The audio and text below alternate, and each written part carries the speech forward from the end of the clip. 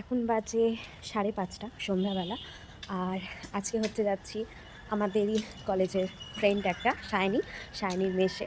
ও আমাকে অনেক দিন ধরেই ডাকে, বাট যাওয়া হয় না। এবার আমি যখন ভাবি যে যাব, তখন ও মেসে থাকে না, তো এই করে হচ্ছে যাওয়া হয় না। তো আজকে আমারও ইচ্ছে হয়েছে, আর ওও মেসে আছে, তো তাই যাচ্ছি।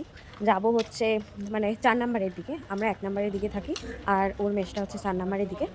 তো ও বললো গিয়ে আমাকে কল করতে, তো চলো যাওয়া যাক। সন্ধ্যাবেলা এই রাস্তাটাতে হাঁটতে খুব ভালো লাগে। চারিদিকে দোকান পাশাত, মাঝখান দিয়ে হাঁটছি।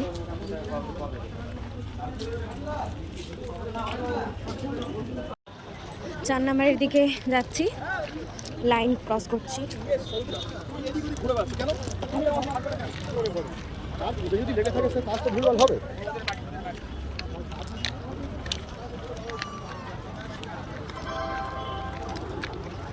এখানে যে ফুচকার দোকানটা খুব সুন্দর করে কাকিমা ফুচকাটা,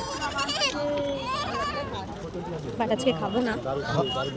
চলো আর একটু হাঁটতে হবে। শাইনির মেসে এসে একটু হচ্ছে আগুন পোহাচ্ছি। কি এখানে আলু দিয়েছো? বাবা, আলু এখানে পুড়ছে।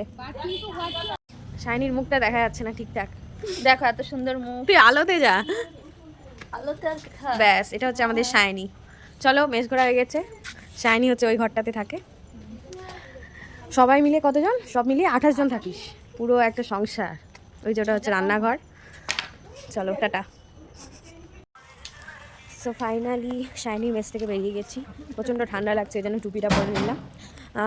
আবার হচ্ছে যাবো একটু কলেজের ওই দিকে, এটিএমে যাবো, একটু কাজ আছে, সেটা সেরে মেসে ঢুকবো। প্রচণ্ড ঠান্ডা লাগছে। ফুচকার দোকান দেখে খুব ফুচকা খাওয়ার ইচ্ছে করছে, ওই জন্য ভাবলাম ফুচকা খেয়েই নিই। দোকানে প্রচণ্ড ভিড়। অনেক দিন পর একসঙ্গে 10টা ঝাল ফুচকা একটানা খেয়ে গেলাম। এইটুকুটা আর পেট পুরো জ্বলে যাচ্ছে। তো এই কাকিমাটা হচ্ছে ফুচকা এত সুন্দর করে, মানে ঝাল লাগলেও ছেড়ে দিতে পারছে না।